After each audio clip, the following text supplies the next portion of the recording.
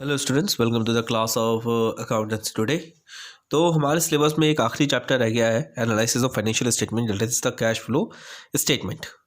तो cash flow statement के बारे में स्टार्ट करते हैं। क्या होता है कैश फ्लो स्टेटमेंट, ये जानेंगे what is the cash flow statement and how it is to be prepared, why it is to be prepared, why it is known as so important statement और important analysis that everybody in the organization who is related and who is interested in the organization, in the company, they want to know about the cash flow statement.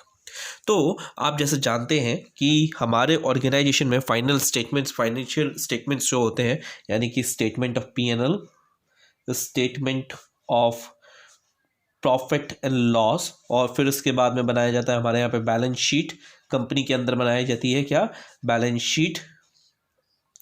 ये बनाने के बाद में आपको company की financial position पता लग जाती है, बट वो फाइनेंशियल पोजीशन कैसी है, अच्छी है, बुरी है, उस चीज़ के बारे में एनालिसिस नहीं होती, और इसी वजह से हम लोग एनालिसिस करते हैं in the analysis of financial statement में। तो उसमें एक और टूल हम जो यूज़ करेंगे, that is known as the cash flow statement. ये एक तरीके का एनालिसिस टूल है, एनालिसिस ऑफ स्टेटमेंट का टूल है, जहाँ पर हम इन दोनों चीज़ों को एनालाइज करेंगे कि हमारा प्रॉफिट किस तरीके का है, प्रॉफिटेबिलिटी, लिक्विडिटी, कंपनी का कैश मैनेजमेंट किस तरीके का है। ठीक है, तो ये एक तरीके का कैश फ्लो स्टेटमेंट है। कैश फ्लो एक तरीके का आपका एनालिसिस स्टेटमेंट रहेगा। अब ये कैश फ्लो इतना इम्पॉर्टेंट होता है कि कोई भी इन्वेस्टर जो है वो आपके इन्वेस्टमेंट करने से पहले केवल यही दो स्टेटमेंट्स चेक नहीं करता, बल्कि कैश फ्लो स्टेटमेंट भी चेक करता है। उसके लिए ये तीनों स्टेटमेंट काफ़ी इंपॉर्टेंट है। जितनी बैलेंस शीट की स्थिति है, बैलेंस शीट की भी इंपॉर्टेंस है, उतनी ही कैश फ्लो स्टेटमेंट की भी इंपॉर्टेंस है, और काफ़ी इंपॉर्टेंट डॉक्यूमेंट है, काफ़ी इंपॉर्टेंट आपका स्टेटमेंट है ये। और किसी भी इन्वेस्टर के लिए, किसी भी मैनेजमेंट के लिए, जो भी इंटरेस्टेड पार्टीज़ हैं ऑर्गेनाइजेशन कंपनी की, उनके लिए सबसे ज़्यादा इंपॉर्टेंट है कैश फ्लो स्टेटमेंट। ठीक है, तो कैश फ्लो स्टेटमेंट सर इतना इंपॉर्टेंट क्यों है? क्योंकि it shows the inflow outflow of the cash. Why it is important? Because it shows the inflow and outflow of cash and cash equivalents. ये मैं अभी बता दूंगा। तो कैश फ्लो स्टेटमेंट कितना इंपॉर्टेंट क्या है कैश फ्लो स्टेटमेंट? तो कैश फ्लो स्टेटमेंट एक तरीके का स्टेटमेंट है जो ये बताता है कि इनफ्लो कहाँ से आ रहा है कैश का, और आउटफ्लो कहाँ पे है। सिंपल से अगर बात करी जाए तो सोर्स ऑफ द फंड कहाँ है, सोर्स ऑफ द कैश कहाँ से आ रहा है, और एप्लीकेशन ऑफ द कैश कहाँ हो रहा है, यानी कि आप कहाँ से कैश कमा रहे हैं और कहाँ खर्च कर रहे हैं, ये आपका कैश फ्लो स्टेटमेंट बताता है आपको। ठीक है, अब इसके अलावा कैश फ्लो स्टेटमेंट ये आपके अलावा कई सारी चीज़ों का और जवाब देता है, जैसे कि लिक्विडिटी हो गया, जैसे कि फाइनेंशियल पोजीशन हो गया, कंपनी का कैश मैनेजमेंट हो गया, कंपनी की डिसीजन पावर क्या है, वो वाली बात हो गई। तो ये सारी चीज़ें कैश फ्लो स्टेटमेंट के अंदर आती है। तो basically cash flow statement shows the inflow and outflow of the cash and cash equivalents. तो सर कैश तो समझ में आ गया, ये कैश इक्विवेलेंट्स क्या होते हैं? तो इसके बारे में हम डिस्कस करते हैं क्या होते हैं। जैसे कि कैश एंड कैश इक्विवेलेंट्स की बात करी जाए तो कैश इक्विवेलेंट्स आर, सबसे पहले आपका आ जाता है क्या, कैश इन हैंड, जो कि कैश में ही आ गया, इंक्लूड हो गया, cash in hand plus cash at bank plus cheques and drafts which are drawn to us, यानी कि जो हमारे ऊपर ड्रॉन करेगा या फिर हम लोगों ने जिनको ड्रॉन किया है, तो वो, plus the current investment and marketable securities. इन सभी चीज़ों को मिलाकर हम क्या कह सकते हैं, कैश कह सकते हैं। अगर कैश की बात करी जाए तो कैश होता क्या है? कैश का मतलब होता है कि सर वो टाइप का असेट, वो चीज़ें जिनको आप तुरंत किसके अंदर जिनसे आप तुरंत अपना कर्ज निकाल सकते हैं या अपनी एक्टिविटीज़ को कर सकते हैं, तो उसे हम कैश और कैश इक्विवेलेंट्स के अंदर जानते हैं। तो कैश एंड बैंक के तो बारे में सभी जानते हैं। चेक्स एंड ड्राफ्ट्स की बात करी जाए तो जो हमारे पास में चेक पड़े हैं या डिमांड ड्राफ्ट्स हैं, उनको हम चेक्स और ड्राफ्ट के अंदर डालते हैं। करंट इन्वेस्टमेंट और मार्केटेबल सिक्योरिटीज़ वही हो जाती हैं जो आपकी शॉर्ट टर्म इन्वेस्टमेंट्स होती हैं, जो हमारी 12 महीने से कम की इन्वेस्टमेंट्स होती हैं, जिन्हें हम तुरंत कैश के अंदर चेंज कर सकते हैं, जैसे कि कमर्शियल पेपर हो गया आपका, सर्टिफिकेट ऑफ डिपॉजिट हो गया आपका, ट्रेजरी बिल्स हो गए, आपका कॉल मनी हो गया, ये सारी चीज़ें आपकी करंट इन्वेस्टमेंट के अंदर आती है। तो I think cash and cash equivalents आप लोगों को क्लियर हो गया होगा, ठीक है। इसके बाद में हम लोग चलते हैं क्या कि सर कैश फ्लो स्टेटमेंट इतना इंपॉर्टेंट क्यों है, why it is so important, why it is so important. तो बात करते हैं कंपनी की पॉइंट ऑफ व्यू से। कंपनी के लिए काफ़ी इंपॉर्टेंट वह है, वह first it shows source of the fund, source of cash और fund and application of fund. यानी कि ये हमें ये बताता है कि हमारा कैश कहाँ से आ रहा है और कहाँ पे हमारा कैश लगा, ये इसको हमारे को पता लग जाता है, जिससे कि हम कंट्रोल कर सकते हैं अपनी एक्टिविटीज़ को, ठीक है। इसके बाद में it shows financial position and liquidity. Liquidity और फाइनेंशियल पोजीशन कैसे कि भाई हमारी बैलेंस शीट है, बैलेंस शीट में हमें फाइनेंशियल पोजीशन पता लगी, बट उसका किस तरीके से निचोड़ है वो हमें कैश फ्लो स्टेटमेंट में पता लगता है, clear.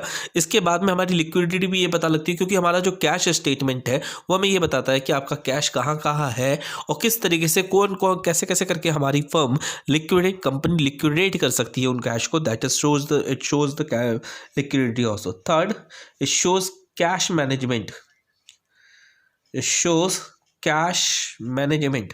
What is this cash management?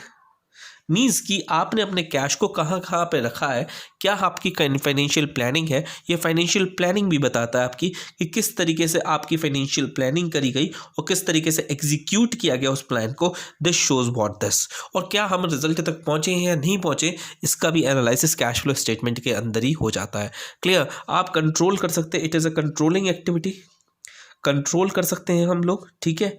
Decisions ले सकते हैं, मैनेजमेंट जो डिसीजन लेती है वो कैश फ्लो स्टेटमेंट के बेसिस पे ही लेती है कि उसके डिसीजंस कैसे रहे।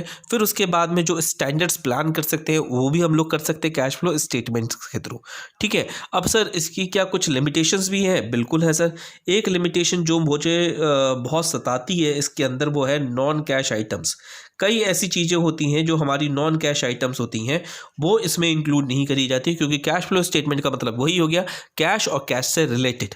तो कैश और कैश से रिलेटेड अगर होंगे तो वो तो कैश फ्लो स्टेटमेंट के अंदर आ जाते हैं, उनका एनालिसिस हो जाता है, उनको काउंट कर लिया जाता है। बट जो कैश से रिलेटेड नहीं होते हैं उनका क्या, तो उनको है कि उनको एक्सक्लूड कर दिया जाता है। जैसे कि सर अगर आपने शेयर्स या डिबेंचर्स अपने किसी वेंडर को इशू करे हैं, वेंडर इशूड है, तो वो काउंट नहीं किए जाते होंगे इसमें। और इसके अलावा बोनस शेयर्स काउंट नहीं किए जाते हैं, ठीक है। तो ये सारी चीज़ें इसके अंदर कैश फ्लो स्टेटमेंट के अंदर काउंट नहीं करी जाती है, ठीक है। सेकंड थिंग ये जो है वो हिस्टोरिकल सेंस का है, यानी कि हिस्टोरिकल सेंस का मतलब ये होता है ये हमारी पास्ट के बारे में बताता है, हमारी प्रेजेंट के बारे में, हमारे प्रेजेंट को पास्ट से कैलकुलेट करके बताता है, बट ये हमारे फ्यूचर के बारे में प्रेडिक्शंस नहीं करता है, यानी कि फ्यूचर कैसा होने वाला उसके बारे में नहीं बताता। ये एक तरीके से हमारा मतलब हिस्ट्री में चलता रहता है, क्लियर। तो हम लोग इसी वजह से ये चलता रहता है क्योंकि हम अपने प्रीवियस ईयर का किससे कंपैरिजन करते हैं, हम लोग अपने प्रीवियस ईयर का करंट ईयर से कंपैरिजन करते हैं और ये निकालते हैं कि देखिए हमारे प्रीवियस ईयर में क्या डेटा था और हमारे करंट ईयर में क्या डेटा है, उसके हिसाब से हम डिफरेंस लेते हैं और यही चीज़ इसमें हिस्टोरिकल में दिखाई जाती है। क्लियर हो गई मेरी बात? ठीक है सर। अब इसके लिमिटेशंस और इम्पोर्टेंस को देखने के बाद में सर इसे अच्छा तो लग रहा है, बट ये कैसे बनाया जाएगा उस चीज़ को देखते हैं सर, ठीक है। अब कैश फ्लो स्टेटमेंट आपके दो तरीके के होते हैं। कैश फ्लो स्टेटमेंट दो तरीके से प्रिपेयर करे जाते हैं, एक तो होता है आपका डायरेक्ट मेथड और एक होता है आपका indirect method.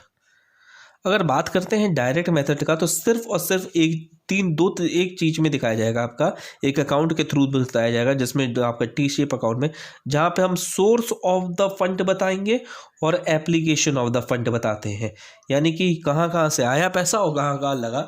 That is what is the, जैसे कि बैलेंस शीट बन जाती है उस तरीके से बताया जाता है।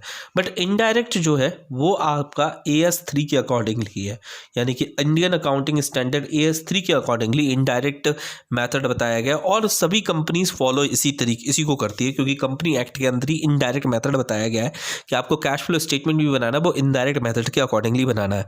अब हमारे सिलेबस की बात करें तो हमारे सिलेबस में डायरेक्ट मेथड भी नहीं है, हमारे सिलेबस में इनडायरेक्ट मेथड था, तो इसी वजह से हम इनडायरेक्ट मेथड को ही फॉलो करेंगे।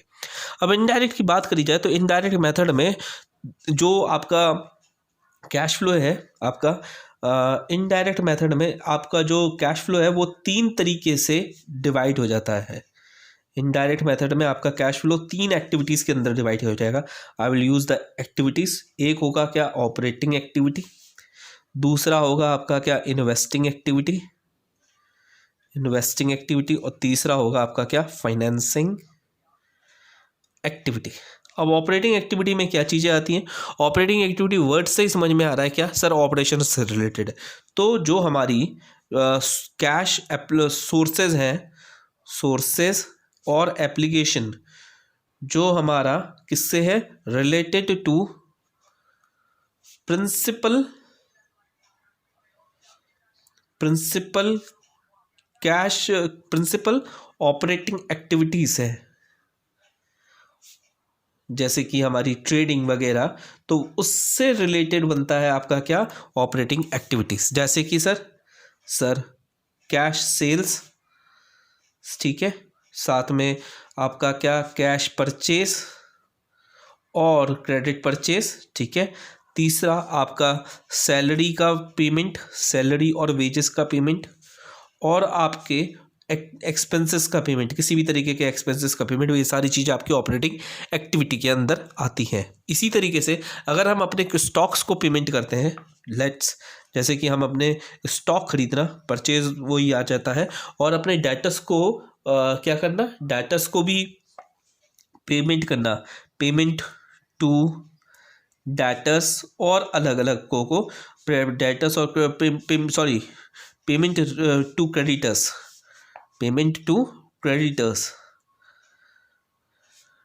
क्रेडिटर्स, या कैश रिसीव्ड फ्रॉम डेटर्स, ये सारी आपकी किसके अंदर आती हैं, ऑपरेटिंग एक्टिविटी के अंदर आती हैं। क्लियर। इन्वेस्टिंग एक्टिविटी के बारे में बात करी जाए तो investing activity is the activity which is related to the investment, और इन्वेस्टमेंट किसमें होता है, कंपनी का असेट्स के अंदर। तो this is the activity which is related to the assets, ठीक है। हमारी असेट्स के बारे में बताता है कि हमारे सोर्स, हमारे असेट्स को, असेट्स में कितना कैश लगा, यानी कि कितना इनफ्लो और आउटफ्लो हुआ कैश का, ठीक है। जैसे कि आपका परचेज ऑफ असेट, ये आपका एप्लीकेशन है, और इसी तरीके से ये आपका एप्लीकेशन है, और सेल ऑफ असेट ये आपका सोर्स है जहाँ से हमें कैश रिसीव हुआ होगा। इसके अलावा भी जो हमारी एक्टिविटीज़, जो हमारे एक्सपेंसेस होते हैं इन्वेस्टमेंट असेट से रिलेटेड, जैसे कि इंटरेस्ट रिसीव्ड, या फिर असेट से रिलेटेड नहीं, इनकम होती है जो असेट से रिलेटेड, वो भी आपकी किसके अंदर आती है, इन्वेस्टिंग एक्टिविटी के अंदर आती है। इंटरेस्ट रिसीव्ड, डिविडेंड रिसीव्ड, ये भी आपके किसके अंदर आती है, असेट्स के या फिर इन्वेस्टिंग एक्टिविटी के अंदर आती हैं। फाइनेंसिंग एक्टिविटी हमारी लायबिलिटीज से रिलेटेड होती है।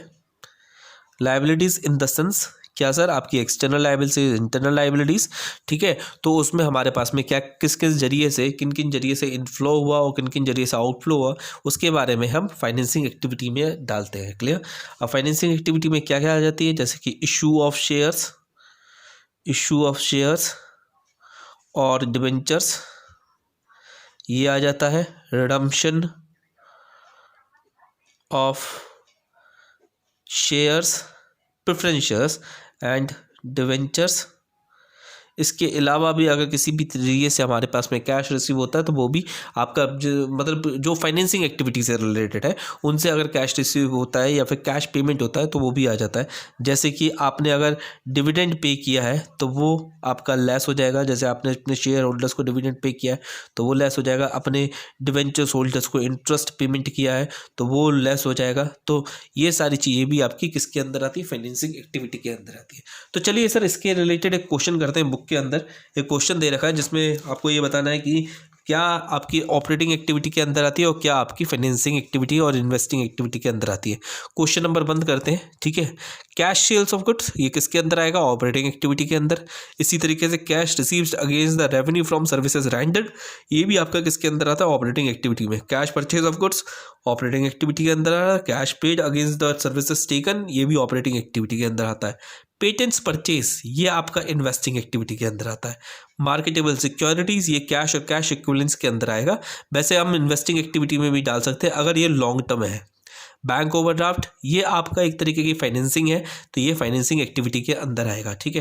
Proceeds from issue of debentures ये आपकी फाइनेंसिंग एक्टिविटी के अंदर आएगा क्योंकि यहाँ पे हमें कैश रिसीव हुआ है और ये फाइनेंस के लिए हमें कैश रिसीव हुआ है। इसी तरीके से ओवरड्राफ्ट में भी हमें कैश रिसीव्ड हुआ है और वो किसके लिए हुआ है, फाइनेंशियल पर्पसेस के लिए हो रहा है। तो इसी वजह से ये किसके अंदर आएगा, आपका फाइनेंसिंग एक्टिविटी के अंदर आएगा, ठीक है। इसी तरीके से परचेज ऑफ शेयर्स ये आपका इन्वेस्टिंग एक्टिविटी में क्योंकि इसमें इन्वेस्टमेंट किया गया हमारा, ठीक है। Repayment of long term loans ये फाइनेंसिंग एक्टिविटी में आएगा। इसी तरीके से कमीशन रिसीव्ड ये इन्वेस्टिंग एक्टिविटी में आएगा। Redemption of debentures commission received investing activity में क्यों आएगा, क्योंकि हमें शेयर्स में से हमारे शेयर्स में से हमें पैसा रिसीव हुआ है उसकी वजह से हमें या फिर किसी और तरीके की वजह से हमें कमीशन रिसीव्ड हुआ है तो ये आपकी किसके अंदर आएगी, इन्वेस्टिंग एक्टिविटी के अंदर आएगी, ठीक है। नेक्स्ट इसी तरीके से रिडम्पशन ऑफ डिवेंचर्स ये आपकी फाइनेंसिंग एक्टिविटी के अंदर आएगी, क्लियर। इंटरेस्ट ऑन डिवेंचर्स अगर हमें रिसीव हुए हैं तो फाइनेंसिंग इन्वेस्टिंग एक्टिविटी के अंदर आएगा और हमने पे करे हैं तो फाइनेंसिंग एक्टिविटी के अंदर आएगा। इंटरेस्ट ऑन इन्वेस्टमेंट्स तो ये हमारी किसके अंदर आएगी, इन्वेस्टिंग एक्टिविटी के अंदर आएगी। इनकम टैक्स पेड ये हमारा ऑपरेटिंग एक्टिविटी से रिलेटेड है क्योंकि हमारा एक ऑपरेशन की वजह से हमने इनकम कमाई और इनकम की वजह से हमने जो टैक्स दिया है वो आपकी इनकम ऑपरेटिंग एक्टिविटी के अंदर आएगी। इसी तरीके से income tax paid on gain on sale of asset ये आपका किसके अंदर आएगा, फाइनेंस इन्वेस्टिंग एक्टिविटी के अंदर क्योंकि ये उससे रिलेटेड एक्सपेंसेस है तो ये उधर आएगा, clear. Next cash received from debtors तो ये आपका ऑपरेटिंग एक्टिविटी के अंदर आएगा। कैश पेड टू क्रेडिटर्स ये आपकी ऑपरेटिंग एक्टिविटी के अंदर आएगा क्योंकि इनका सेंस ऑपरेशन से मतलब है, इनका ऑपरेटिंग एक्टिविटी से रिलेटेड है। तो इसी तरीके से आप क्वेश्चंस कर सकते हैं, ठीक है। तो फाइनेंशियल यहाँ पे एक क्वेश्चन और दे रखा है फाइनेंशियल कंपनी और नॉन फाइनेंशियल कंपनी का। तो मैं बता दूं फाइनेंशियल कंपनी वो होती हैं कि जो जिनका काम फाइनेंस करना होता है, जैसे कि किसी ने शेयर्स किसी के शेयर्स में इन्वेस्ट करना, फाइनेंस करना ये उनका काम होता है। तो उनके लिए शेयर्स में इन्वेस्ट करना एक तरीके की ऑपरेटिंग एक्टिविटी हो जाती है। तो केवल इस चीज़ में आप ध्यान रखिएगा कि ये फाइनेंशियल कंपनी है या फिर नॉन फाइनेंसिंग कंपनी है, क्लियर हुई बात। अब आ जाते हैं सर कि हम किस तरीके से ये बनाएं, ठीक है। अब किस तरीके से बनाया जाएगा उसके बारे में बात करते हैं। तो उसका एक परफॉर्मा भी दे रखा है, मैं परफॉर्मा निकाल के दिखा देता हूँ आप लोगों को, ठीक है। आपके बुक में भी दे रखा है उसको, पेज नंबर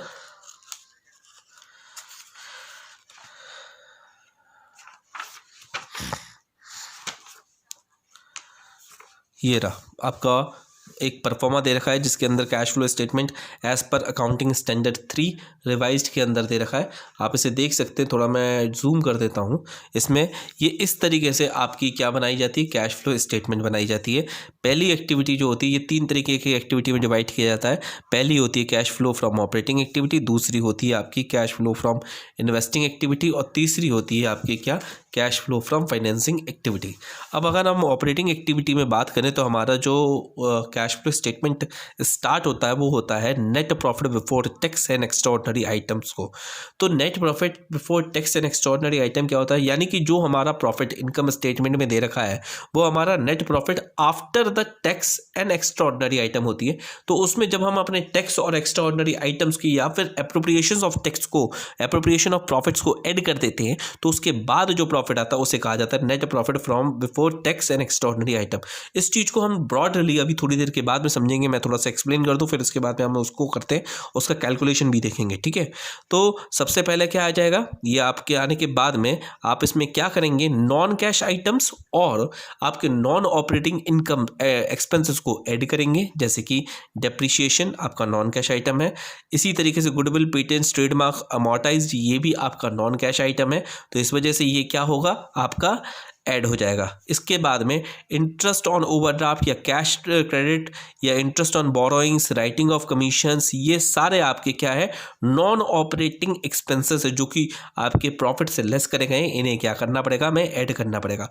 उसी तरीके से अगर हमें नॉन ऑपरेटिंग इनकम रिसीव हुई है तो उसे हमें क्या करना पड़ेगा, लेस करना पड़ेगा, जैसे कि interest income, interest received, dividend received, rent received, or any gain from the sale of asset, fixed asset, that is also to be added। इसके बाद में अगर decrease in provision for doubtful debt होता है, अगर आपके दे रखे हैं, ठीक है, तो उसके बाद में आपको क्या करना है, ये डिक्री एड लेस करना है, ठीक है।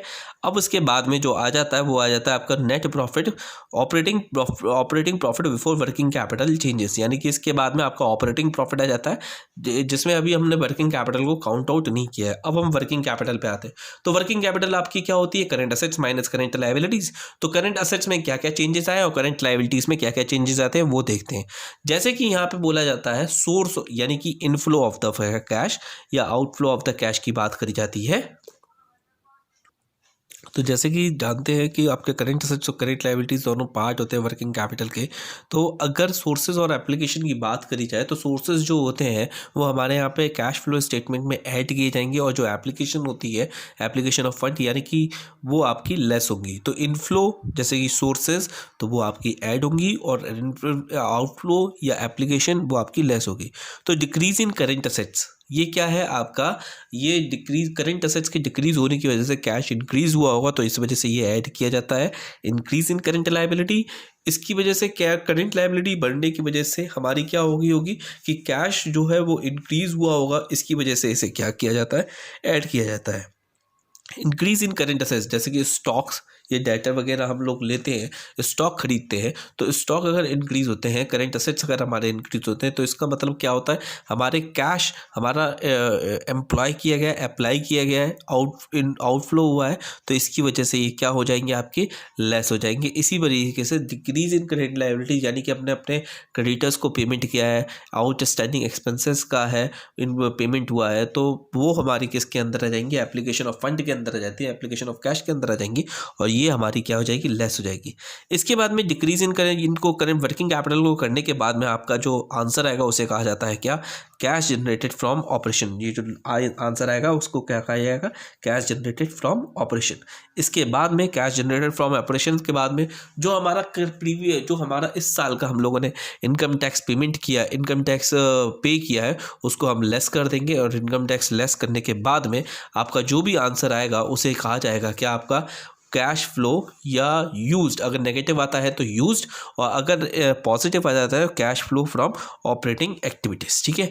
फिर इसके बाद में cash flow from investing activity second part start करी जाती है, जिसके आपके अगर परचेज किया है, परचेज ऑफ कोई फिक्स एसेट किया जाता है तो उसे लेस कर दिया जाएगा, अगर उसे सेल किया जाता है तो उसे ऐड कर दिया जाएगा, ठीक है। इसी तरीके से जो भी उसके रिलेटेड इनकम्स हैं, like interest receive, rent received, जिन्हें हमें ऑपरेटिंग एक्टिविटी में लेस किया था, उन्हें हम यहाँ पे ऐड कर देंगे, ठीक है। और फिर इसके बाद में अगर पॉजिटिव आंसर आता है तो कैश यूज्ड, सॉरी पॉजिटिव आता है तो cash flow from investing activity, और नेगेटिव आता है तो cash used in investing activity.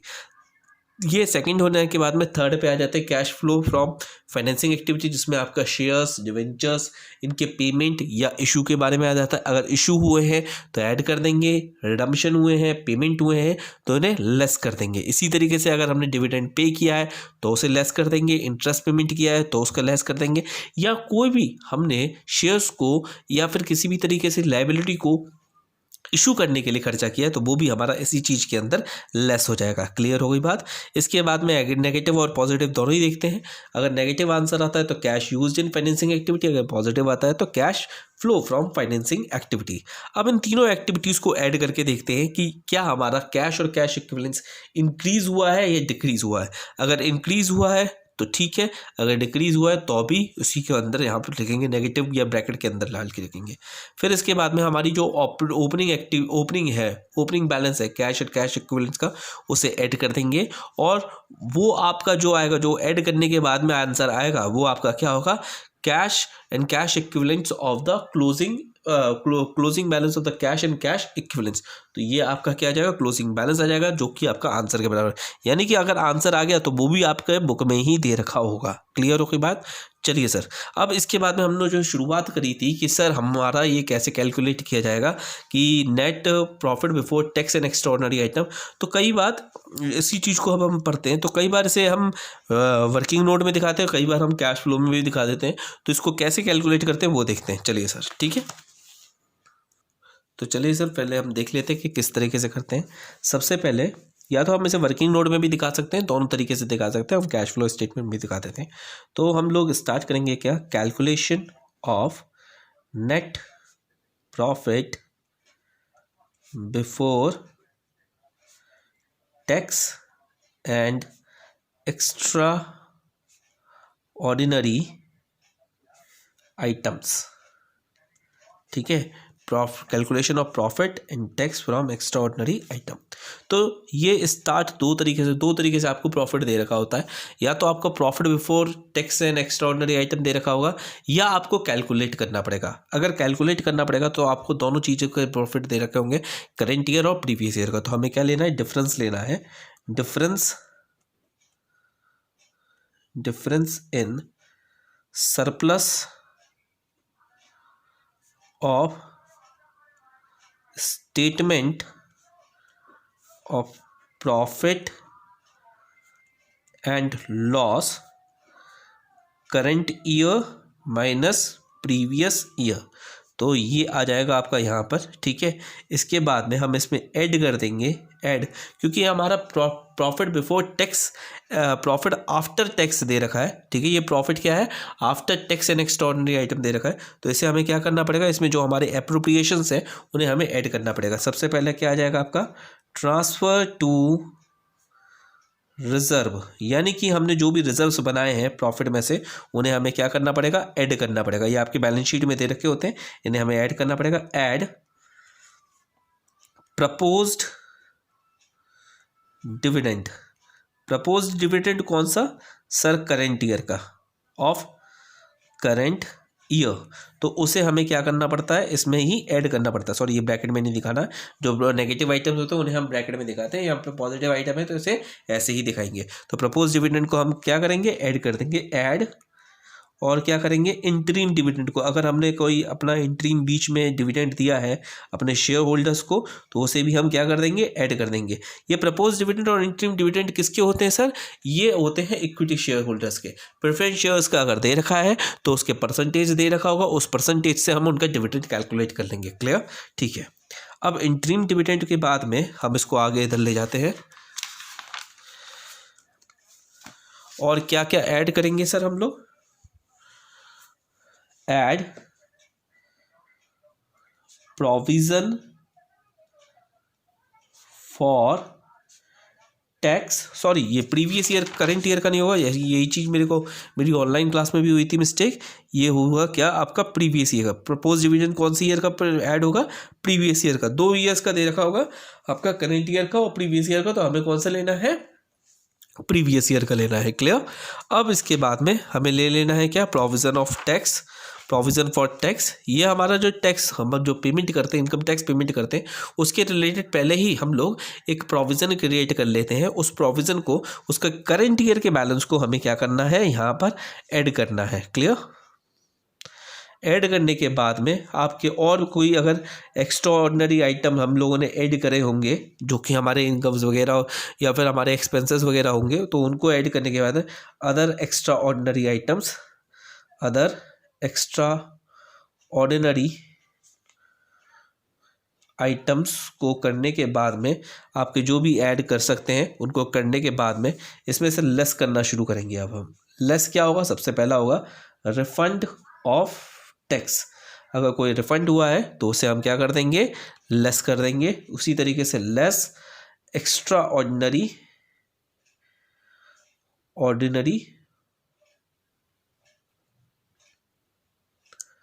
Ordinary item को हम लेस कर देंगे, जैसे कि आपका इंश्योरेंस क्लेम रिसीव होना, ये सारी चीज़ों को राइट करने के बाद, लेस करने के बाद में आपका जो भी यहाँ पे आंसर आएगा that is known as the net profit before tax and extraordinary items का। ठीक है, क्लियर सर। चलिए सर अब इसको कैलकुलेट करना सीखते हैं, एक दो क्वेश्चंस करते हैं जिसमें से समझ में आ जाएगा। क्लियर, चलिए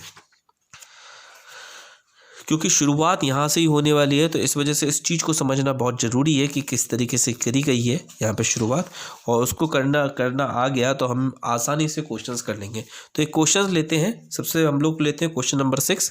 तो यहाँ पे आप देख सकते हैं from the following extract of balance sheet of G limited. यहाँ पे हमें बैलेंस शीट का एक हिस्सा दे रखा है, यहाँ पे इक्विटी और लायबिलिटीज़ के बारे में बताया गया है।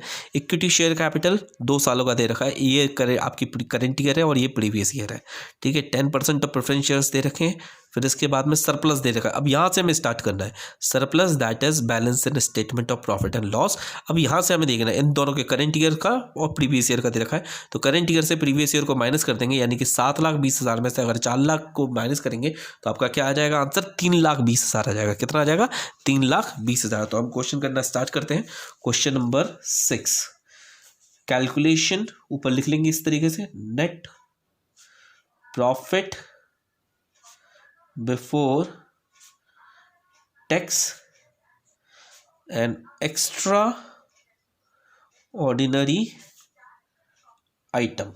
ठीक है, tax, net profit before tax and extraordinary item. ठीक है, अब इसमें सबसे पहली चीज क्या आ जाएगी, difference in surplus of statement of profit and loss that is current year minus previous year। तो यहाँ पे कितना आ जाएगा, ये अमाउंट हो गया। ठीक है, तो यहाँ पे आ गया सर, इसी तरीके से बना लेना है। ठीक है, यहाँ पे आ गया आपका कितना, 3,20,000, 3,20,000। अब इसमें क्या क्या चीज़ें ऐड करेंगे एक एक करके देखते चलते हैं। सबसे पहले अब हम आगे पढ़ते हैं, अनपेड डिविडेंड इसको नहीं लेना, इसको कोई भी यूज़ नहीं है। ठीक है, propose dividend on equity shares for the year 2018-19 and 2019-20 are 1,60,000 and 2 lakh. तो हमें कौन सा लेना है, प्रीवियस ईयर का लेना है, करंट ईयर का नहीं चाहिए हमें। तो प्रीवियस ईयर में क्या है, 1,60,000 है, ये काम का है, करंट ईयर का काम का नहीं है। इंटरिम डिविडेंड कितना है, 40,000, 40,000 on equity shares was paid. तो ठीक है, इंटरिम डिविडेंड ले लेंगे हम लोग, प्रपोज डिविडेंड ले लेंगे, और ये जो डिविडेंड हम लोगों ने प्रेफरेंस शेयर्स पे ऊपर पे किया है इसे हम कैलकुलेट कर लेंगे। तो बेसिकली जो हम लोग यहाँ पे प्रेफरेंस शेयर्स का कैपिटल, प्रेफरेंस शेयर कैपिटल पे डिविडेंड कैलकुलेट करेंगे, वो किस पे कैलकुलेट करेंगे सर, ओपनिंग बैलेंस पे कैलकुलेट करेंगे। किस पे कैलकुलेट करेंगे, ओपनिंग बैलेंस पे। अगर आपसे इंटरेस्ट भी कैलकुलेट करने के लिए बोला जाता है डिवेंचर्स के ऊपर, तो किस पे कैलकुलेट करेंगे हम, ओपनिंग बैलेंस पे कैलकुलेट करेंगे। चलिए सर करते हैं। ठीक है, सबसे पहले यहाँ पे आ जाएगा क्या, proposed dividend, proposed dividend of 2018 and 19 that is equals to 1,60,000। Sir add कर दीजिए इसे। ठीक है, next add interim dividend, that is interim dividend जो दे रखा है वो है 40,000, ऐड कर दीजिए। ऐड dividend paid to 10%, अरे सॉरी यार, 10% प्रेफरेंस शेयर्स। ठीक है, तो 6 लाख का 10% कितना हो गया सर, 60,000, ऐड कर दीजिए। ठीक है, इसके बाद में जो आंसर आएगा वो आ जाएगा, यानी कि 3,20,000 में से हम क्या क्या चीज़ ऐड कर रहे हैं सर, हम इसमें 2,60,000 ऐड करने हैं।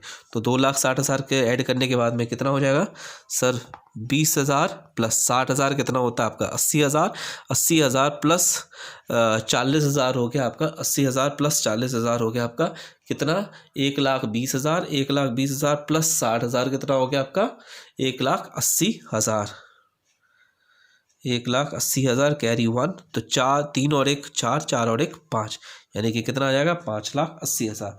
यह आ जाएगा net profit before tax and extraordinary items. ठीक है, आंसर देखते हैं सर एक बार। क्वेश्चन नंबर 6, इस बार इस कैश बुक में ये चीज़ दे रखी है कि भैया पीछे जाके मेहनत करके आंसर देखो, इतना ऐसा लगता है आंसर ही ना देखें।